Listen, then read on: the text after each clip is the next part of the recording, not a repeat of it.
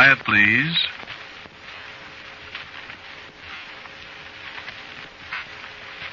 Quiet, please.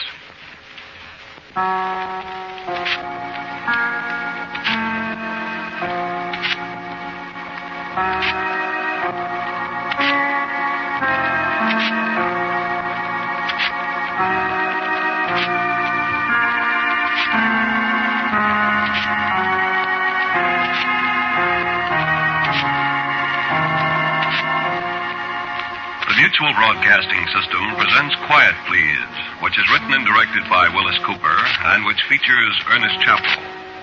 Quiet Please for tonight is called Wear the Dead Man's Coat.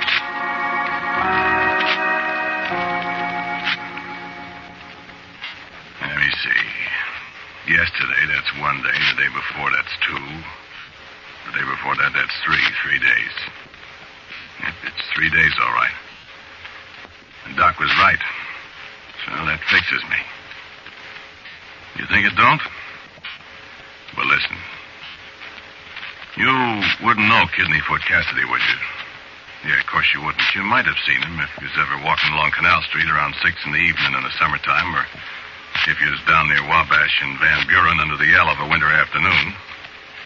He was the guy that put the bite on you for a dime to get to Oak Park because he'd forgotten to spend his last 15 cents for a magazine. He'd show you the magazine, offer to give it to you for a dime. But you never took it. You slipped him a dime, and a dime, and a dime, and pretty soon you'd have enough to go to Racine if you wanted to. And that's the price of a half pint of the brown stuff in the bottles. He ain't panhandling anymore. He ain't doing nothing. The cops got onto that Oak Park gimmick of his after a while, and Kidneyfoot was a little slow in the head, see? Well, he's been doing that one so long he couldn't work up a new kind of bite, so for quite a while he ain't had many dimes. I used to see him a lot around Wabash and Van Buren, or in the summertime over on Canal Street. Ain't nobody gonna see him anymore. Any place. He's dead. Ain't anybody gonna bawl over Kidneyfoot Cassidy if there's to be any ballin' done, bawl over me. 3 nights ago it was. I was coming out of the drugstore there under the L. It was around 12:30. I just had a cup of jam and a donut. Who should brace me but Kidneyfoot Cassidy? He come waddling up, walking like his feet hurt him. That's how he got his name. His right name was Waller. And he put the old Oak Park bite on me. Pardon me, mister. I got to get to Oak Park, see, and I spent my last dime. Hiya, Kidneyfoot. Oh. Hello, Floyd. Never recognized you. What do you hear from the mob? What mob? Where's your overcoat? Hmm? Oh, I lost it. You got 2 bits? How'd you lose it? Hmm? Oh, I was asleep over there alongside the Polk Street Depot, and somebody took it off me. You got 2 bits? I got a dime. I got 14 cents. Ain't you cold? Hmm? Yeah, I sure am. Yeah, it's been awful cold, ain't it? You'll freeze to death. I'm going to get me a coat tonight. How? Hmm? I don't know. I got to get one or I'll freeze to death. Give me the dime, will you, Floyd? What you been drinking, Kidneyfoot? Hmm? Oh, I ain't been drinking. Give me the dime and my 14 cents, and I can get some stuff from a fella over on Plymouth Court. Yeah, you get to drinking, Kidneyfoot, you're sure gonna freeze to death. I'm going to get a coat. Well, how? Take it away from somebody. Come on, let's walk over to Plymouth Court and find a fella and get us a drink. I'm cold.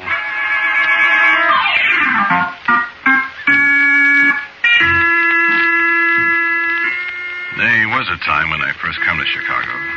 That's been many a year ago, and I was broke and had no place to stay. I was walking along Canal Street one night, and Kidneyfoot Cassidy was the only guy in Chicago who took pity on me and bought me a cup of coffee and left me sleep in his room over on West Madison Street, see? So we've had quite a winter in Chicago this year, and I got a place to stay. I got a room on North LaSalle Street, at least while the dough lasts. And I ain't seen Kidneyfoot for a long time, and he's a lot older. The poor guy is starving. What am I going to do? And all I got to say is I wish I hadn't. I got more than a dime I tell him about, and I offered to buy him a cup of java and a hot dog over on South State in the shooting galleries where the dogs are bigger, even if they are staler. The Kidney Foot, he don't go for eating. Drinking is his racket, and it hasn't killed him. He ain't dead. Yet. So I walk over to Plymouth Court with him. It's a little kind of alley off Van Buren between State and Dearborn. It's all full of printing houses. It's dark there at night, especially this time of night. You could hear his teeth chatter for 2 blocks. Now, this 3 nights ago, see? I say to Kidney Foot, why don't he come home with me? But he ain't interested. All he can think of is a bottle. And, I guess, Coke. So, we get the bottle from a little guy in a big overcoat like a Mackinaw with a sheepskin collar that come out from between a couple of buildings in the dark. And after Kidneyfoot takes a great big slug out of the bottle, he gets the coat. Kidneyfoot was sore because the bottle busted when he clouted the guy, but when he took the coat off him, there was 2 more bottles in the guy's suit coat. Me? I never done a thing. But I couldn't. I didn't have a chance. 1 minute, Kidneyfoot is slugging down Rotgut. The next minute, the guy is laying on the cobblestones, and the old man's taking his coat. He put it on. He run his hands in the pockets. He wiggled down inside the sheepskin collar, and he laughed.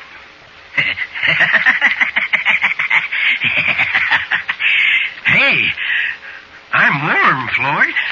I'm standing there with my face hanging out a foot. Warm, I think. Warm. Boy, you're hotter than a pistol.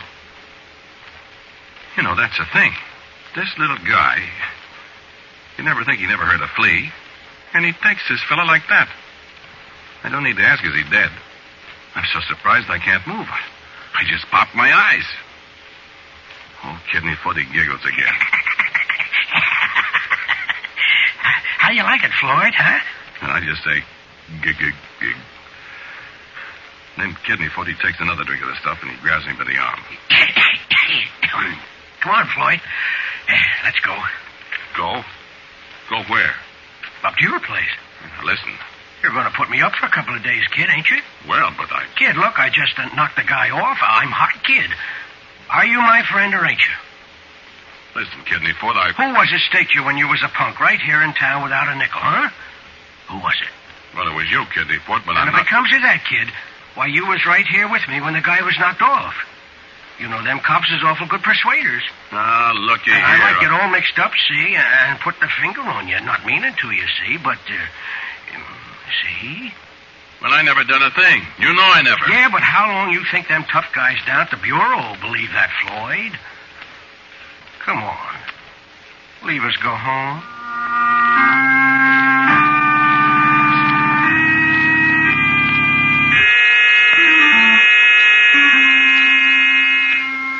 All right, so what could I do? He had me, didn't he? So I took him home with me. All the way over to the streetcar, he was giggling to himself like he was nuts or something. And I never said a word. What was I to say, huh? So when I seen the streetcar coming, I says to him, now listen, I says, cut out that laughing and make a fool of yourself, I says. It's bad enough what you done already without drawing some streetcar connie's attention to you so as he'll remember you, I says. So he says, to me, and we get in the car and stand on the back platform. We're just crossing Randolph Street when he looks up at me and he says, It sure feels warm, Floyd. shut up talking about it. This is the warmest coat I ever had. All right, shut up, will you? About the warmest coat in the world, I bet. Will you shut up? Yeah, okay. And then I noticed the streetcar connie's looking at me as if I'm nuts or something. I never said nothing.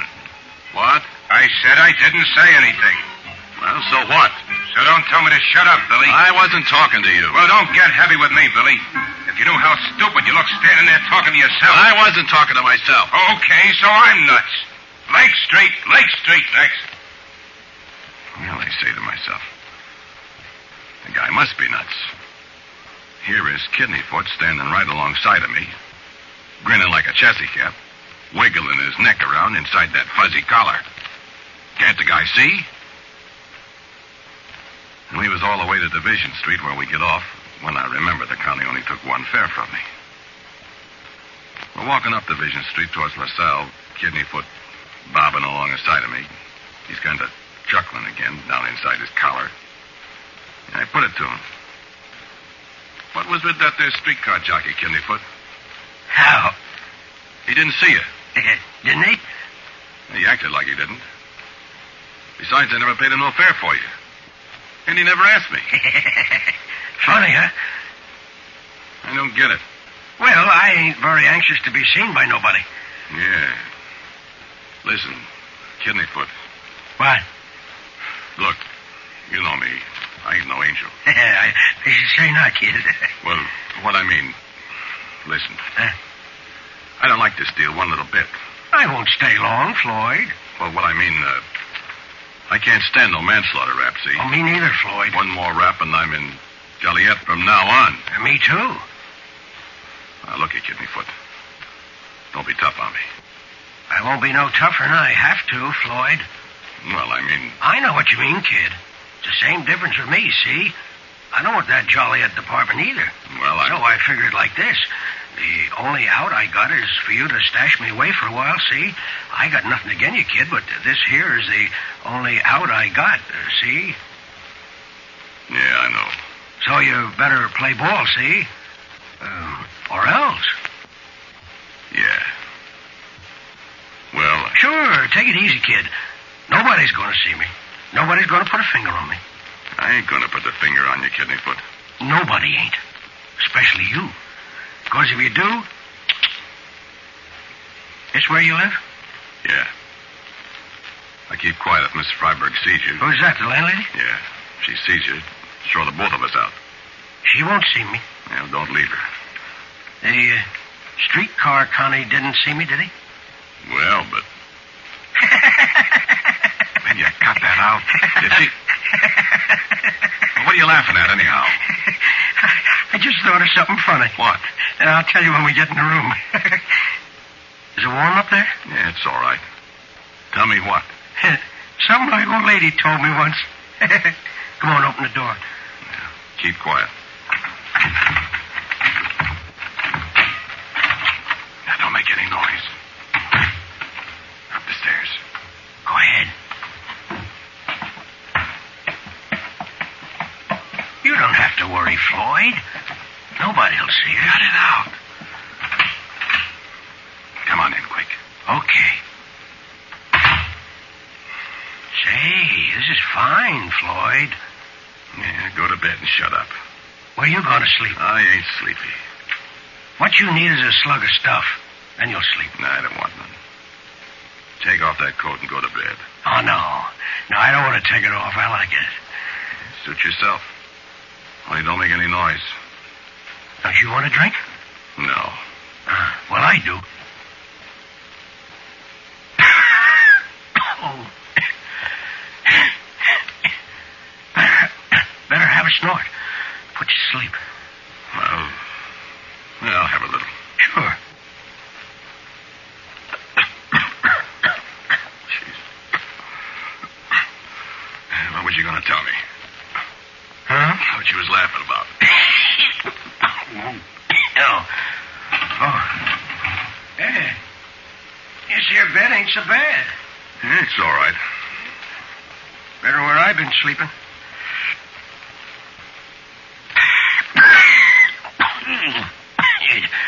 It's warmer, too. Oh, this coat. I'll have a little more of that stuff. Sure.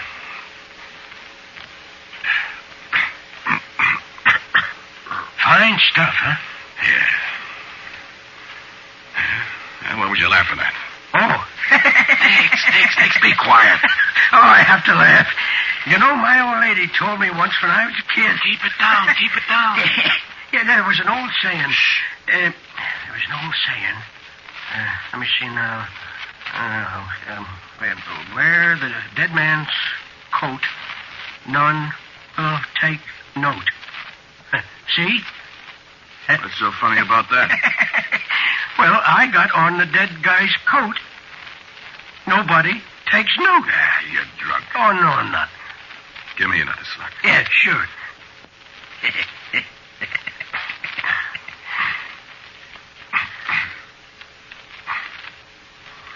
tell you you're nuts. She used to tell me about an old guy. His name was John Thomas Grady, his name was. So John Thomas Grady, he knocked off a judge. This was in the old country. And nobody ever seen him from that day to this. Yeah? How come? He put on the dead man's coat. I don't get it. People couldn't see him. So, see? They can't see me either. I can see you. Nobody else can. Give me some of that. How can I see you if nobody else can? Because you was in on it, I guess. I don't know how it works, Floyd, but that's how it is. I'm invisible. Ah, you're crazy in the head. Roll over there. I want to sleep. I thought you said you wasn't sleeping. All of a sudden, I am. One more nightcap. Split it with you. Yes, sir. Invisible. Unsensible. There was more to the saying. Only I forget. Well, shut up. Okay. Where dead man's coat and...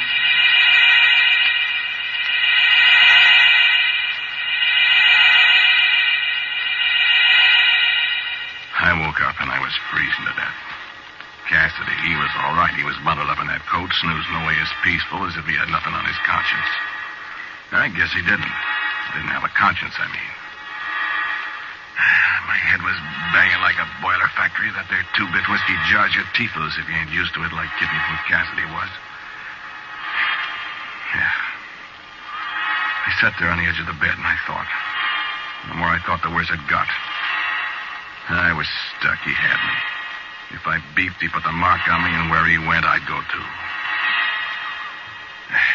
Didn't do no good to think. No, because I'm a good guy. Because Cassidy had to have an overcoat. No cop in the world would believe me for a minute. Oh, I need a drink. Bottle's empty. I sit and look out at the brick wall next to the window. I look at Cassidy all warm in his new coat and sleeping the sleep of the just. Well, I'm going to wake him up, too. Then there's a rap on the door and it opens and I'm pretty near jumping on my skin. Boy, am I scared. Well, good morning, Floyd. Good morning, Mrs. Freiberg. I tried to throw the blanket over Cassidy. Good morning. Didn't you forget something yesterday, Floyd? Forget? Forget what? He takes the blanket off. It was rent day yesterday. Oh, rent. Cassidy opens one eye and looks at Mrs. Freiberg. Rent day? What's the matter with you this morning? Got a hangover. Yeah, I guess I have. Cassidy makes a face at her. Place smells like a brewery. Well? Yeah? Oh, yeah. I'll give you the money. I'm trying to keep eye on Cassidy. How much is it? You sure have got a hangover, ain't you? It's $4, just the same as it always was. Okay, $4. Cassidy's climbing out of bed. $4. Listen, Floyd, I got my cleaning to do. I can't take up the whole morning talking to you. All right. I reach in my pocket, I take out the $4 and I hand it to her. Cassidy has come out of bed and he's standing right there in front of Mrs. Freiberg, all squidged up in his coat. He's making faces at her. She don't notice a thing. What are you looking so funny about? Hangover, I guess. Cassidy's bopping up and down in front of her, grinning like an ape, and she don't pay no mind. You want a receipt? Receipt? No, I guess not, Miss Freiberg. I guess not. What are you up to, Floyd? Me? I won't stand for no monkey shines in my house. You know that. I ain't got no monkey shines. Well, all right. See, you don't. I'll send David up to make the bed. You better get out and get some air. Cassidy is doubling up, laughing all the time she's talking. So she goes out and he pretty near busts. You see? I am invisible. Oh, boy. Why didn't I think of this before?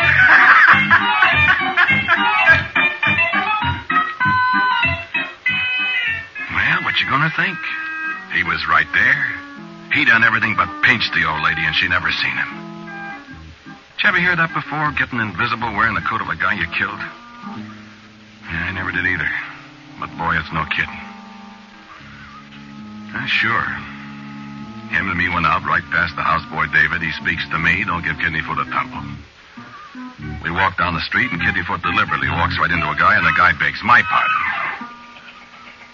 The guy at Thompson's thought I was cuckoo when I ordered 2 breakfast. He sure thought we was only me. Kidneyfoot slips his mid into the cash drawer, lifts a couple of $10 bills.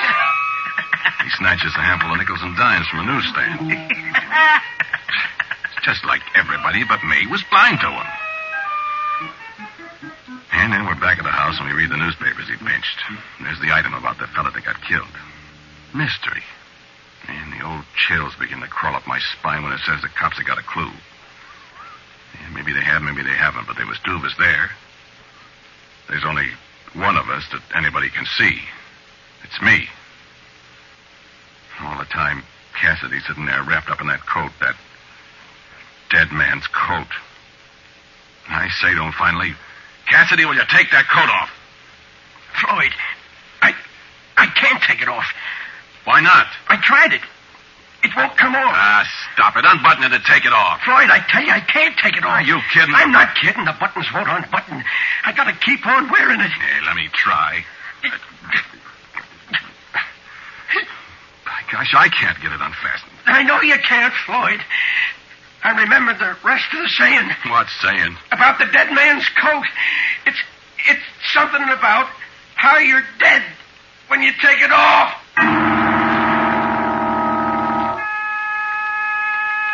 We tried all day, every once in a while, to get the coat off him, but there was no soap. You could get a button unfastened, and when you tried the next one, the first one, the button all over again. Cassidy got scareder and scareder. So did I, for that matter. Twice during the day, old Lady Freiberg come running up to see what all the commotion was about. It was Cassidy crying. I always managed to shut him up before she got in the room. Of course, she couldn't see him. By nighttime, I was pretty near nuts. I got him another bottle, and finally he went to sleep, all wrapped up in his coat. Or the guy's coat. Oh, sir, I didn't sleep on that bed with him. I slept in the chair. What sleeping I'd done. He woke up in the morning hollering. I shut him up. I talked to him about how swell it was to be invisible. About how he could get in places, jewelry stores, banks, rich people's houses over on Lakeshore Drive. All the time he kept sitting there, wiggling in that coat. He'd be trying to take it off, and then he'd all of a sudden think about having to be dead to get it off, and he'd stop. So I keep on talking about how nice it is to be invisible, and he's fidgeting and not listening much. After a while, an idea came to me. It would be nice to be invisible. And it would be nicer to be invisible and not have Kidneyfoot Cassidy around. I guess my talking to him had to run down. What's the matter with you, Floyd? Me? Nothing, Kidneyfoot. You're looking at me awful funny. Am I? Give me a drink. So I give him a drink. I went out and I bought 2 more bottles. 5th.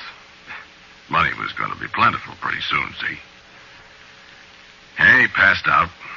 I sat there in the dark and thought. Long towards morning, I made up my mind I'd get rid of this guy that was hanging around my neck. And I'd be invisible, too.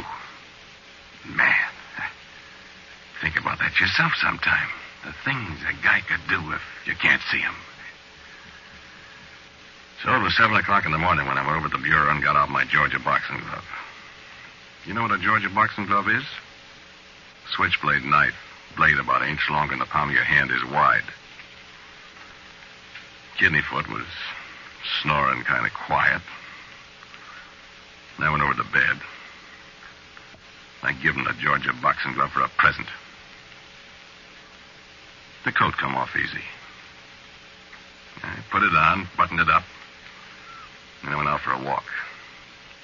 Yeah, I wanted to try it out, see? It was a success. I walked all over the loop. I rode streetcars for free. I took a guy's pocketbook right out of his hand. Pretty near noon when I decided to come back to my room and pick up what odds and ends I needed. Oh, nobody see me go in. I went right up to the room. Did I get a surprise? Cassidy was still laying there. He hadn't bled at all. But old Lady Freiberg was there, too, having a cat fit. There was 2 guys with her. One I spotted for a dick right away. You couldn't miss. The other guy was bending over Cassidy. He was a doctor. And I seen his grip. Old Lady Freiberg was talking. I came up to change the bedclothes, and there he was. I don't know how he got in here. So Cassidy wasn't invisible anymore. But I was. And then the doctor turns around. How long has this man been here? I don't know.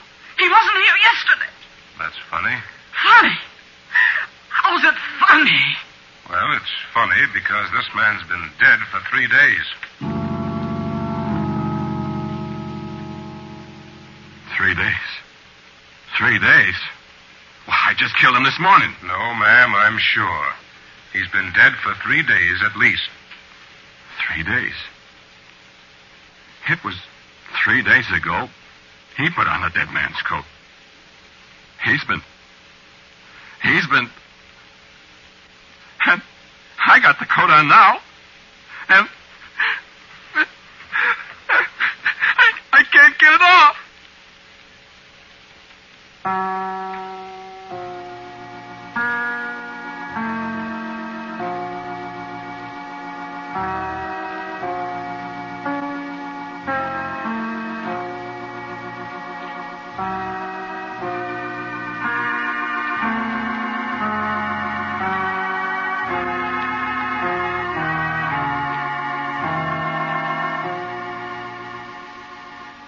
You have listened to Quiet Please, which is written and directed by Willis Cooper. The man who spoke to you was Ernest Chappell. And Ed Latimer was our Cassidy. Leora Thatcher played Mrs. Freiberg. And Morton Lawrence, who played the conductor, was also the doctor. The original music for Quiet Please is composed and played by Albert Berman. Now, for a word about next week's Quiet Please, here's our writer-director, my good friend, Bill Cooper.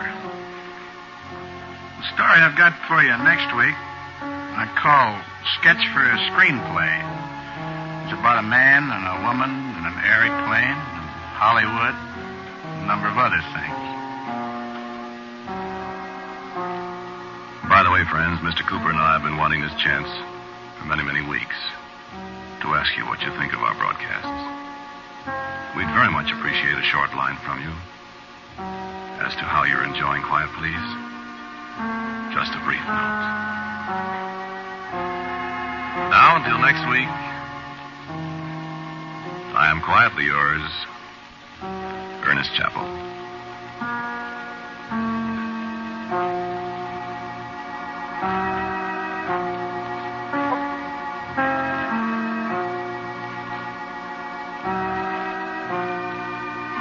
Quiet Please comes to you from New York. This is the world's largest network serving more than 450 radio stations, the Mutual Broadcasting System.